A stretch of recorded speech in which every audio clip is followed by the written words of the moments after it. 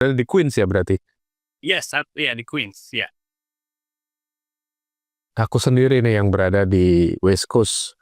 Coast to coast. Coast to coast. Tapi dengan ada teknologi boleh ya kita ngumpul nih semua ada apa? Ya, semua orang everybody from Indonesia, seluruh asik lah. Benar. Jadi tadi obrolan kita itu memang dari inisiasi Mas Naratama untuk bisa menghubungkan teman-teman diaspora, khususnya musisi gitu ya, atau di dalam bidang industri musik juga, ataupun bisa aja dalam konteks tidak hanya musisi, produser, atau bahkan apapun di dalam musik ini. Dan aku pikir inisiasi ini menarik, bisa kita ada waktu untuk nongkrong dan kita tahu bagaimana di diaspora kita di sini juga bisa melihat skena musik di Indonesia gitu. Kan pasti kita kan bisa saling mengisi nih, apa aja nih yang lagi didengerin sekarang gitu ya. Terutama kita kan berarti yang mengamati dari jauh nih, yang akhirnya bisa kita nikmati itu berasal dari berita atau berasal dari apapun yang ada di online ya. Jadi nanti mungkin bisa ada obrolan yang lebih lanjut dan akan lebih banyak nanti grupnya ya. Oke, kalau tadi Mas Naratama ini berarti tinggalnya, mungkin ada yang belum tahu nih mereka pada tinggal di mana aja sih? Oke, start with Nara. Halo, ya saya di New York, di New York. Udah berapa lama ya berarti? Akhir di Queens. Oh, udah berapa lama ya? Udah khatam kali ya. Ruli lebih khatam dari Ruli khatam lagi. Berarti 20-an tahun. Kalau Almost. Wah. Kalau aku ini yang udah 34 tahun. 34 tahun. Wah. Mas saya pas itu zaman-zaman di DIY Indonesia tuh saya udah berangkat gitu ikut sawah. Terus saya kayak bandnya Garna dari anak-anak aja gitu, dari anak-anak Bandung. Jadi happy sih denger anak-anak, wah Indonesia hebat sekarang nulis lagu sendiri gitu dulu. Pas saya udah berangkat ke sini gitu. So kayak kemarin nih sebenarnya, kayak 35 tahun tuh kayak kemarin. Tapi udah banyak yang terjadi gitu. So pretty cool. Udah gak nyangka selama itu. Kalau aku barusan 10 tahun ini. Persis di tahun ini bulan Maret. Aku pindah itu Maret, tanggal 20 Maret 2016. Jadi ini persis ini udah 1 tahun, 10 tahun. Kalau saya udah sebenarnya tepatnya 19 tahun, 9 tahun di New York, tapi 10 tahun pertama di DC ya, karena kerjaan. Iya, yes. Right? Dengan direkrut dari Jakarta tahun 2005, terus kemudian berproduksi di DC, banyak apa, segala macam. Kemudian mereka meminta saya karena coverage di New York itu juga cukup besar, musik juga banyak di sini ya. Sudah seminar ini udah 9 tahun di New York. Iya. Terus kemarin sudah ada, tadi kita sempat ngobrolin ada beberapa nama-nama yang mungkin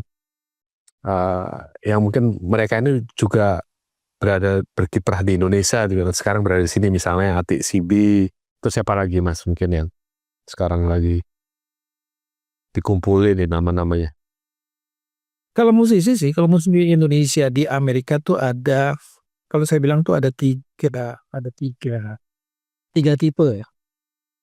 Pertama adalah tipe musisi yang datang ke sini, kemudian bermukim di sini, tinggal di sini, kemudian musik ya, seperti kayak Doli sama Garna, ini benar-benar dari sini dan musik itu pertama.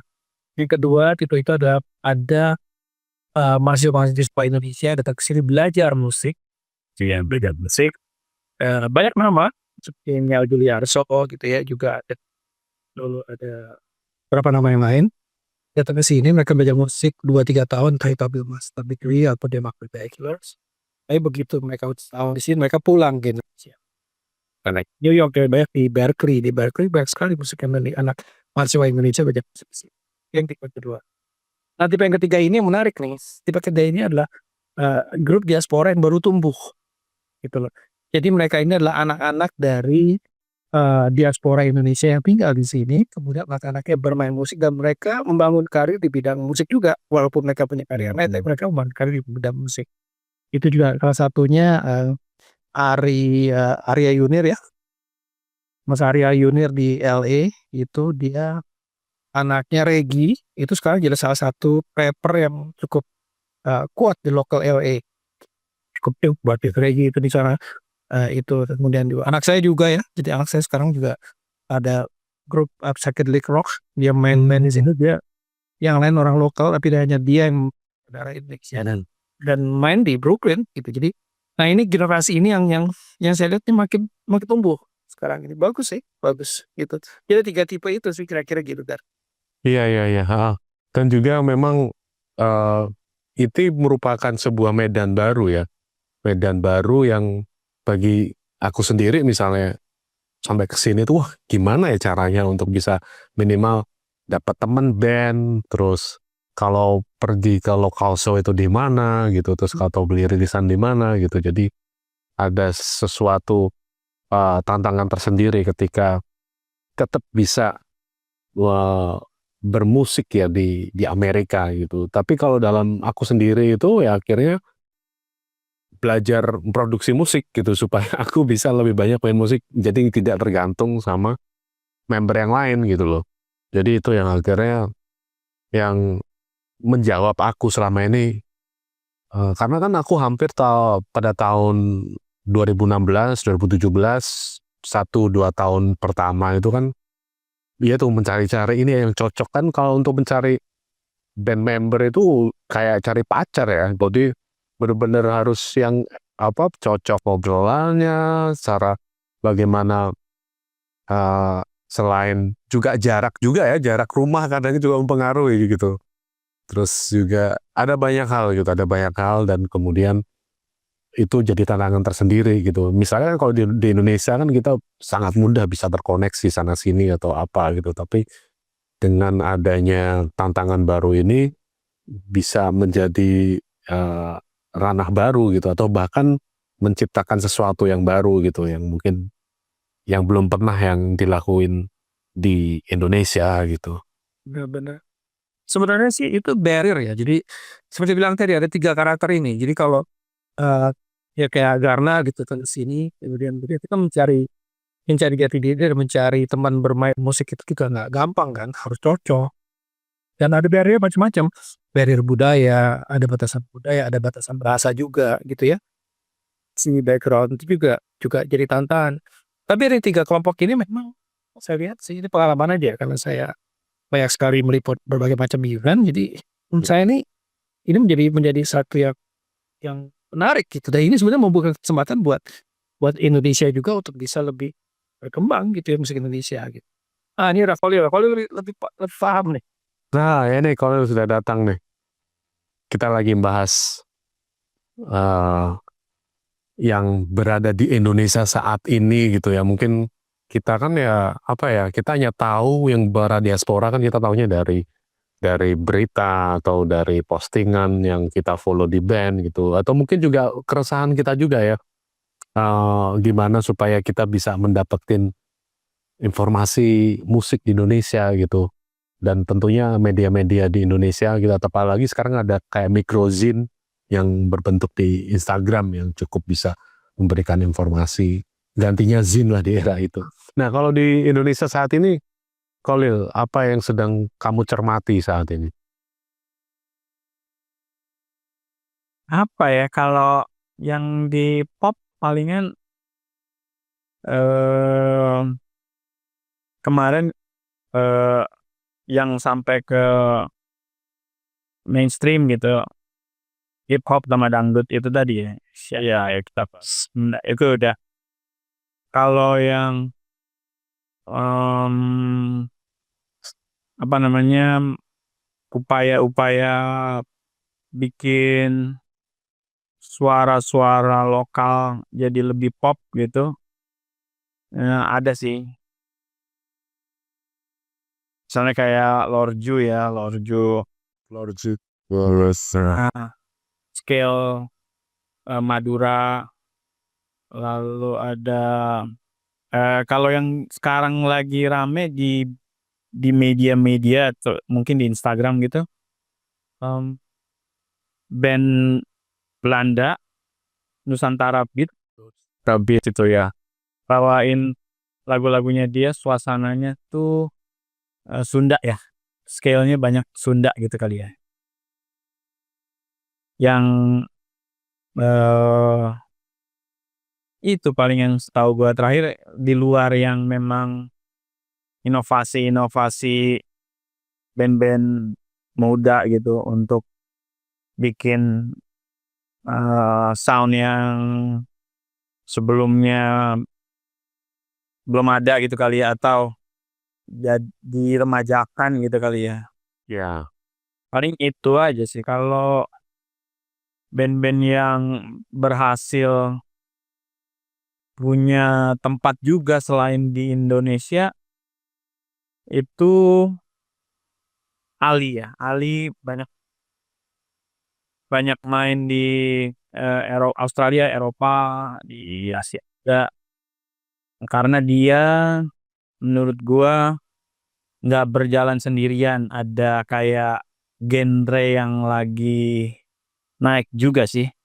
Itu ya, jadi selain memang dia punya kelebihan mungkin ya, dia di Indonesia, dari Indonesia gitu, di antara band-band beraliran yang sama gitu, dari Indonesia hanya dia, dan suasana Timur Tengahnya, atau kebanyakan orang tahu Indonesia punya jumlah penduduk muslim terbesar, termasuk terbesar ya di dunia, sehingga scale musik Arabnya juga mungkin dekat gitu dengan orang Indonesia.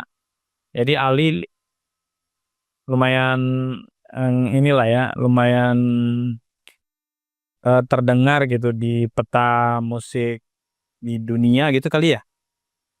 Selebihnya yang sering memakai jalur eksperimental sama hubungannya dekat sama seni rupa, dan yaitu ada avant-garde, noise, itu Tari.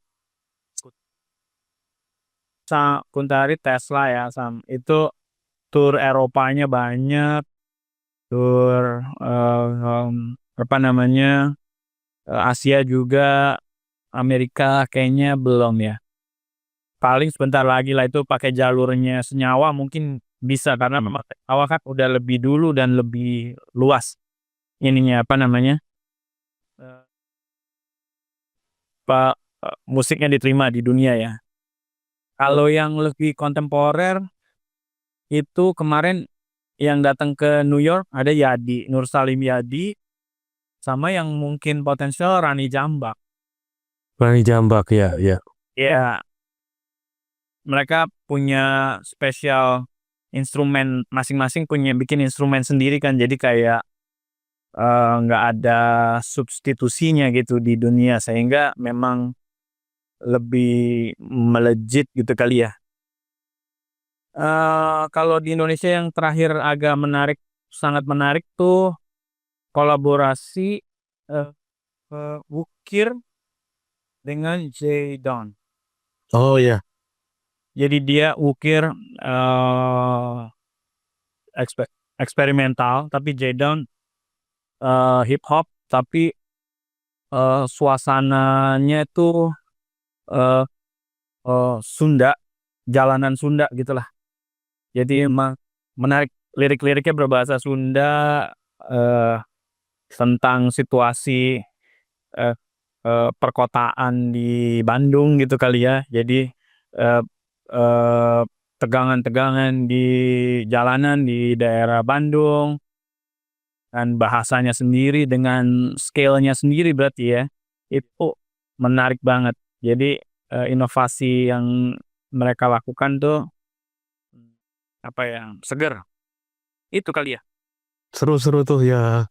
Kayaknya juga mereka yang jebolan dari apa yang main di kayak XP Live gitu loh ya. Kayaknya juga jadi banyak ini ya.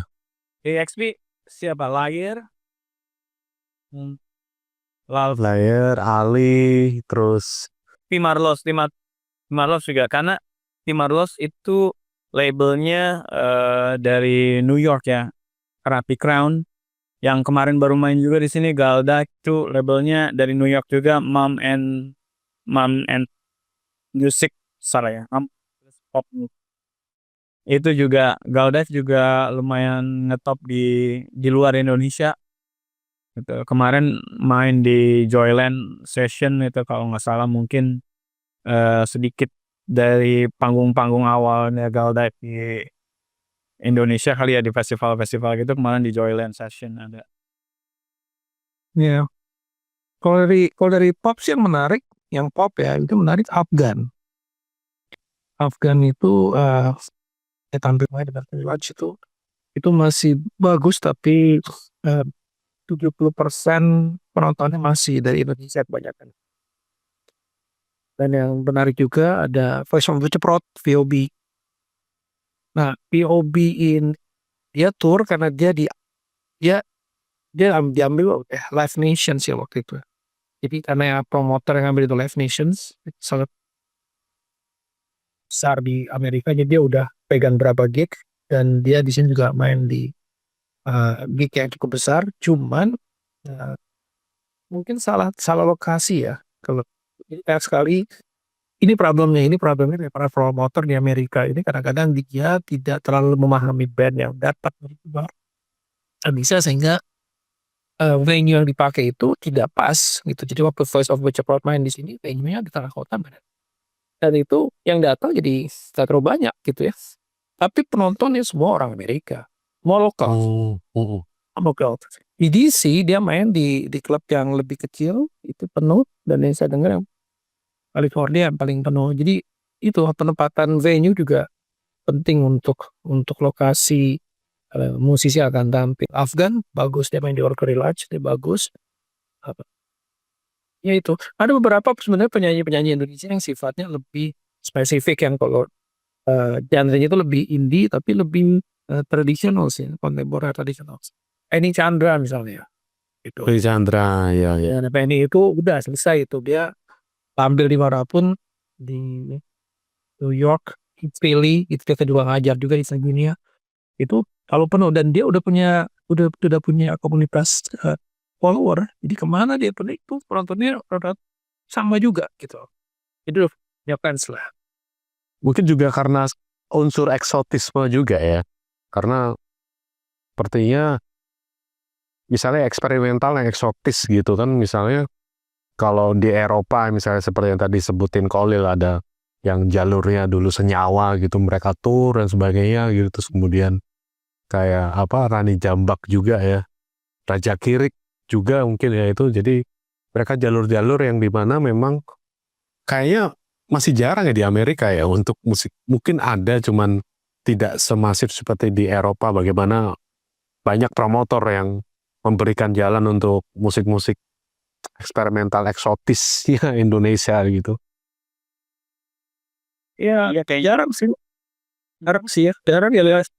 Akademik mungkin ya, kalau yang jalurnya tuh jalur akademik di kampus. Kalau yang biasanya di Eropa itu sebenarnya jalur seni rupa plus eksperimental avant-garde, noise yang mungkin nggak kasual gitu ya, nggak akademik, jadi lebih kasual justru malah. Kalau yang di Amerika itu yang lebih formal gitu kali ya. Jadi makanya kayak Kuntari, Raja Kirik gitu, kayaknya seingat gue belum ke Amerika deh kayaknya ya. Kalau Sid udah senyawa udah bolak-balik sih. Ya ada juga kalau yang menekuni gamelan di Berkeley si Dion ya. Udah pernah ketemu? Ada kemarin Dion Nataraja. Dion Nataraja, wah itu juga ini ya rising star lah ibaratnya gitu, karena komposisinya menarik dan sering dimainin di Jakarta ya, walaupun dianya mungkin gak hadir gitu, tapi karya-karyanya beberapa kali dimainin di Indonesia, di Amerika juga kayaknya ya. Ya mungkin bisa ditambahin juga deh Holil, tapi juga progresif ya. Jadi gue ingat banget mungkin sekitar 10 tahun yang lalu itu ada grup namanya Simak Dialog Hmm, yang main almarhum Riza Arsad, gitarisnya Opati ya. Cuman drumnya diganti sama Kendang, pemain Kendang. Kita dari Bandung. Eh, Mereka bahkan sempat menurut produsernya penjualan CD agar siapa itu pindah sama CD kalau nggak salah itu nomor satu di Puerto Rico, karena rupanya again musik mereka dianggap lebih eh, nadanya itu lebih mistis gitu ya, kayak benar tapi progresif gitu. Dan gue pernah datang gue nonton tunjukan mereka di Baltimore, jadi datang tengah malam tuh agak telat datang baru kira-kira Demai.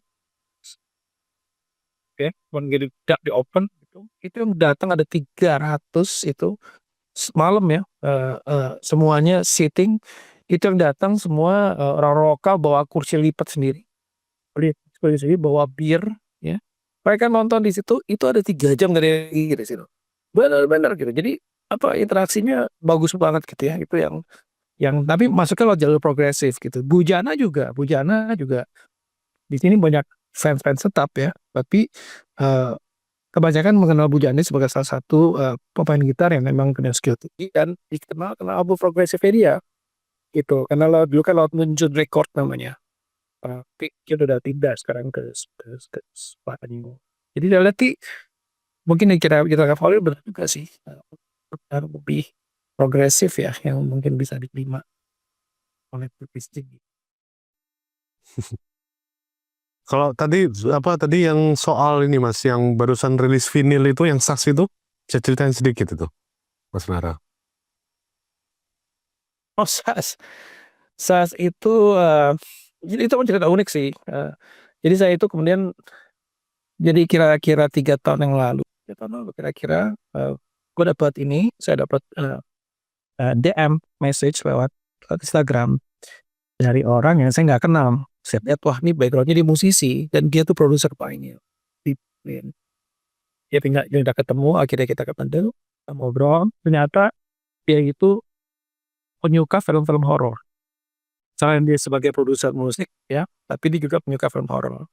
Dan yang menarik, dia tertarik dengan film yang judulnya Mystic in Bali. Mystic in Bali itu kalau dia bisa judulnya Leak. Yang main udah meninggal semua tuh. Mulai Sophia Wete gitu ya. Udah meninggal, udah nggak ada semua. Nah, dia tertarik dengan musik itu dengan film itu karena dia ingin merilis ilustrasi musik dari film itu. Zaman itu kan orang bikin musik film kan bener-bener gamelan main dengan keyboard, jadi nggak seperti sekarang ya kayak digital, jadi semuanya analog. Nah kebetulan yang bikin musik itu almarhum om saya gitu, Gatot Di Sudarto. Om Gatot kan dikenal sebagai filsuf musik. Dia bilang dia pengen cari masternya. Saya cari, saya pulang ke Indonesia, tanya juga sama kakaknya sama istrinya, udah nggak ada tuh masternya. Tapi end up-nya adalah kita jadi sering berkomunikasi sampai akhirnya kita banyak ngomongin soal musik-musik Asia. Masuk ke Indonesia, tiba-tiba datang lagi. Saya tertarik banget sih sama Sas. Dia bilang, kenapa? Karena salah satu lagu Sas yaitu Baby Rock itu sempat viral di sosial media ya, di YouTube ya.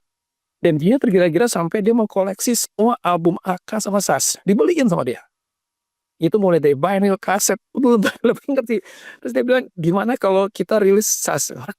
Gimana rilis Sas? Jadi dulu Arthur kemana gitu kan. Jadi gue akhirnya kontak ke teman. Pertama kali kontaknya gue cari adalah ke Denny MR. Karena juga MR Denny ya. Gue bilang, Denny gimana? Kira-kira Denny kan sering sama God Bless. Arthur ada. Arthur masih rehat. Dia sudah jadi pendeta. Shortcut, saya pulang ke Jakarta, ketemu sama Arthur. Alhamdulillah, dia senang banget. Panjang cerita. Kita akhirnya sign kontrak dengan Sas. Nah, cuma prosesnya ini makan waktu 2 tahun.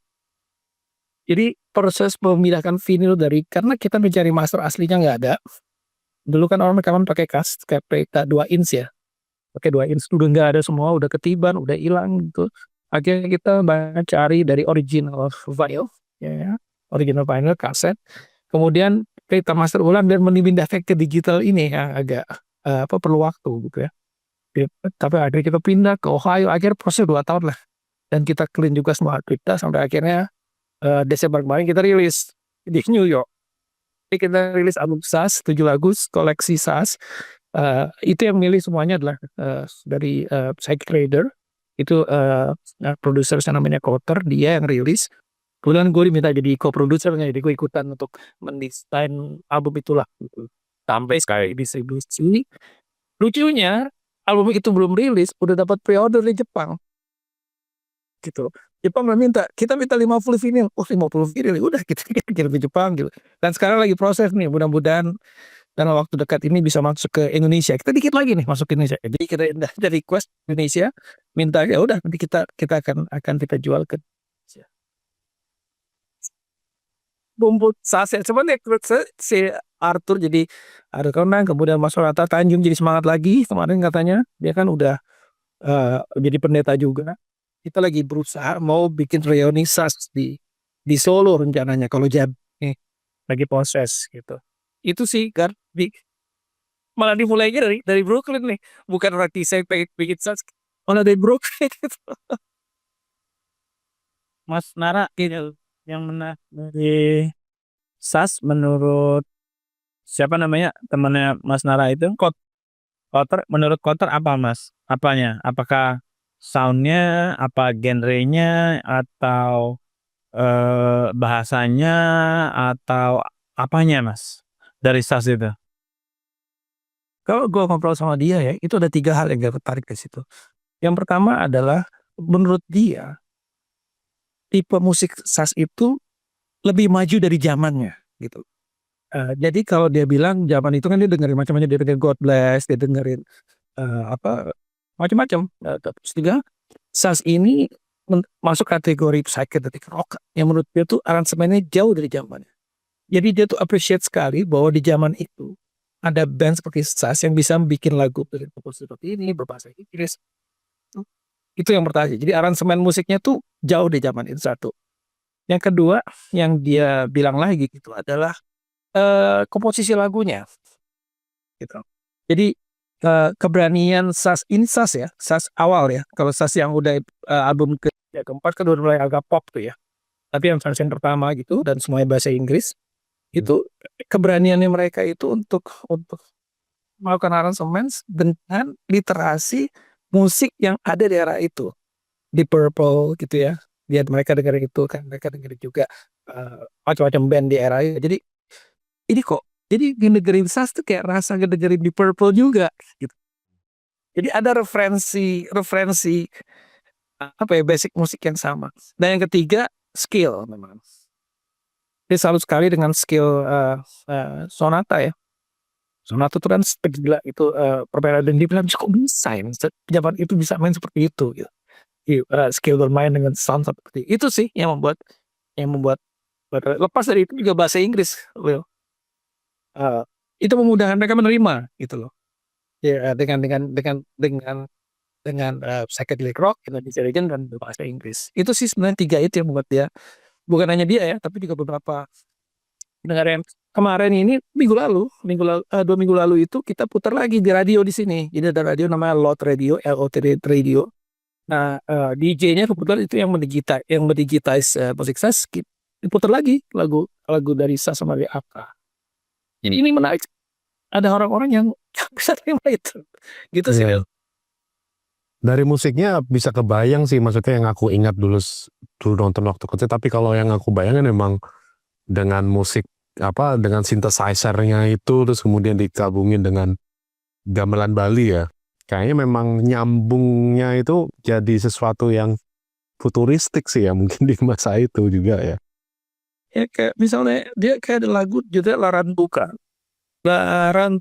gitu. Itu kan lagu tentang gempa gunung ya, Gunung Larantuka zaman itu gitu. Mereka tuh sampai nyari internet tuh apa ini Larantuka di mana itu? Jadi gue ngeliatnya sekarang nih sebenarnya secara general ya kita lihat kenapa dia mau terbitin Pioneer, terus kemudian kenapa dia secara general sebenarnya ada kecenderungan anak-anak muda sekarang nih yang itu di Amerika, di Indonesia, di seluruh dunia itu harus melihat musik lama itu sebagai referensi mereka. Kalau zaman dulu kan kita nggak punya ya, gitu. Mereka tuh dalam gitu. Dan ini terjadi pada anak-anak muda kan di Amerika mungkin anaknya Khalil gitu, nggak bisa juga kita gitu kan. Jadi anak saya gitu ya.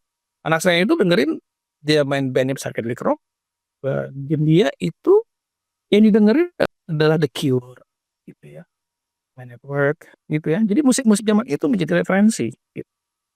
Nah, di sini tuh banyak banyak banyak rumahnya. Jadi mereka itu bisa menggali musik lebih lebih baik. Sebenarnya di Indonesia kan juga begitu ya. Mungkin Holil bisa cerita, tuh anaknya Holil jago juga nih. Six ya. Alan dari rap udah sekarang udah down the Ada jazz berarti. Semua Garnet. Berarti benar-benar sekarang musiknya apa? Apa di apa yang lagi sering dengerin? Jazz atau gimana? Enggak. Kalau di sekolah ya komposisi klasik. Karena dia ikut simfoni band ya. Tapi kalau di rumah ya standar sih hip hop, indie rock gitu. Enggak jazz kayak belum. Ya belum. Tapi ya gitu aja lebih ke produksi kalau dia ya. Oh produksi malahan ya. Oh harap Iya produser lah gitu. Bikin beat dan lain-lain gitu. tapi itu kan skill Leo bikin beat. Ya itu tuh ya gue nggak bisa ya. Itu ada kesulitannya sendiri lah untuk mengerjakan itu. Jadi ya karena bisa lah tuh. Karena kan banyak apa namanya bermain di produksian juga bisa macam-macam aliran juga. ya itu kayak taman bermain gitu ya, jadinya bisa mencoba genre ini dan itu gitu kayaknya. Kalau Asep kira-kira yang mungkin punya keberpihakan atau bisa jadi ekosistem pendukung dari musisi Indonesia gitu misalnya di New York atau di SF itu apa selain yang tadi udah disebutin? Ada nggak? Kayak ada nih kalau saya kenalnya satu orang Indonesia ada yang punya mengelola venue gitu di New York ya. Mungkin kalau ada orang yang punya rencana dan kalau nggak punya tempat ya bisa mungkin dihubungi gitu ke mereka ke temennya orang Indonesia. Kalau sepengetahuan Mas Nara ada lagi nggak atau Garna? Kalau yang punya venue nggak ada. Atau lain misalnya kayak mastering waktu itu Mas Nara atau Digitize ya yang orang Indonesia yang Digitize SAS itu bukannya Toyota orang Indonesia juga ya? Ya Indonesia tuh. Itu dia dia sebenarnya latar belakangnya lebih ke medis ya, medical, karena dia sempat sekolah kedokteran. Tapi pada akhirnya dia karena dia punya hobi, dia beli alatnya atau gimana atau dia koleksi, dan akhirnya dia bisa bisa meng-cross gitu, bisa meng-cross dari digital ke analog, dan akhirnya punya alat. Jadi vinyl itu bisa ditransformasikan ke digital, tapi ada prosesnya. Nah prosesnya itu gue lihat sendiri, proses itu mulai dari vinyl cleaningnya gitu ya, kemudian dia masuk ke digital, dia punya sistemnya, di punya sistemnya, kemudian dipecah. Karena kalau vinyl kan atau paling berapa track, paling 4 track kali ya. Jadi tracknya kan nggak banyak gitu. Kalau kaset kan bisa 2 track. Nah itu bisa dipecah sama dia. Memang tidak bisa bersih benar gitu ya, tapi paling nggak noise-nya bisa dikurangin. Dia bisa mentransfer itu, papan itu. Prosesnya lama, dia bisa berapa hari gitu. Kita udah pokoknya seminggu kita tungguin, selesai 2 minggu. Jadi prosesnya itu. Karena itu bukan hanya soal teknik ya, tapi soal masalah kuping juga. Dia sebenarnya bukan profesional awalnya gitu ya, tapi hobiis aja tapi alat-alatnya high end gitu ya, Mas? Alat-alatnya tuh, high end. Alat-alatnya itu dia mungkin karena dia ini ya, dia dia concern, dia suka sama musiknya, kemudian dia mencari alat-alatnya, karena alatnya nggak pernah gue lihat. Kayak misalnya kayak ada vinyl transfer tuh nggak pernah lihat ya alat gitu ya. Dan dia banyak ada, mungkin ada Tascam, ada segala macam. Jadi dia dilakukan dengan cara analog, diputar di sini, kemudian dia masukkan ke komputer, ke laptop, dia masuk lagi ke pakai Bluetooth juga kali ya, dimasukin. Jadi dia punya sistem sendiri yang gue ini nggak terlalu familiar, dan dia bisa melakukan itu gitu. Karena saat ini kemudian dia juga banyak request jadinya. Jadi sekarang temen gue produser si Kotter itu transfer semuanya ke Digital, semua udah kaset, semua udah kita transfernya ke dia gitu. Itu udah gitu ya. Jadi karena apa kualitasnya jadi bagus, yang dB-nya diatur sama dia supaya nanti ketika dia di press untuk print itu kualitasnya nggak turun gitu ya. Jadi seru sih. Itu skill banget, dan dia nggak belajar itu. Dia bener-bener sendiri aja gitu. Jadi kaget tinggal di Manhattan gitu, kita ketemu si Kotter udah tuh kayak oke, begitu ketemu gitu record. Sorry Mas, tak, wah Indonesia gitu. Ya, ajak ngobrol deh ntar. Oke, sebelum kita akhiri nih, teman-teman terima kasih banyak yang sudah tadi bergabung, udah ngasih beberapa komentar. Nanti juga ini akan di-save, nanti teman-teman kalau hanya sekedar mampir nanti bisa disimak setelah ini. Bilang dari Riau, Zapin, mungkin kalau nggak salah namanya Cinde kalau nggak salah ya, ada band. Dirilis oleh Bahasa Ibu Records, dari The Majors, ininya sub labelnya The Majors. Kan ada 2 dia. Yang pertama tadi Lord Ju, yang kedua ini Inde kalau nggak salah ya. Mungkin ini yang dimaksud, ada yang komen Indah Aryani, lagu dari band Zapin, kayak Semak Belukar mungkin ya, mungkin Cinde kali ya. Oke, oh itu yang dimaksud tadi yang ditanyain sama Indah Aryani, Cinde itu, oke ya. Ya, karena musik kayak Semak Belukar itu kan cukup otentik gitu loh, kayak itu otentik Indonesia yang bahkan sampai sekarang belum ada yang musik Melayu kayak gitu ya, yang mainin itu secara kayak Semak Belukar. Yang bikin karya-karya baru agak nge-pop, tapi juga ya ada unsur yang banyak orang tahu gitu. Nggak tahu juga sebenarnya yang pop-pop yang di Palembangnya atau di Melayunya sendiri juga ada gitu ya, tapi kita nggak tahu kan, mungkin aja ya gitu. Walaupun sebenarnya kalau yang levelnya lebih pop lagi, pop-popnya Minang itu sangat populer di sana gitu ya. Seperti pop Sunda juga, atau kalau di Jawa itu kayak Didi Kempot dan lain-lain, itu kan sebenarnya ada liganya sendiri ya. Dia mereka eh, sangat ngetop gitu di situ gitu. Misalnya kayak Doel Sumbang di pop Sundanya kan ngetop banget gitu. Kita bahkan mungkin nggak tahu lagu-lagu terakhir dia setelah dia nggak menasional gitu, dia jadi melokal aja, main Sundaan, pop Sunda itu udah kayak apaan tahu ngetopnya gitu. Itu juga eh layak dipelajari sih. Pop Minang juga itu kalau nggak salah di era-era penjualan fisik menurun, mereka malah meningkat tuh pop-pop lokal ya. Kayak mereka punya distribusi sendiri juga deh kayaknya. Jadi nggak hanya dari ini ya.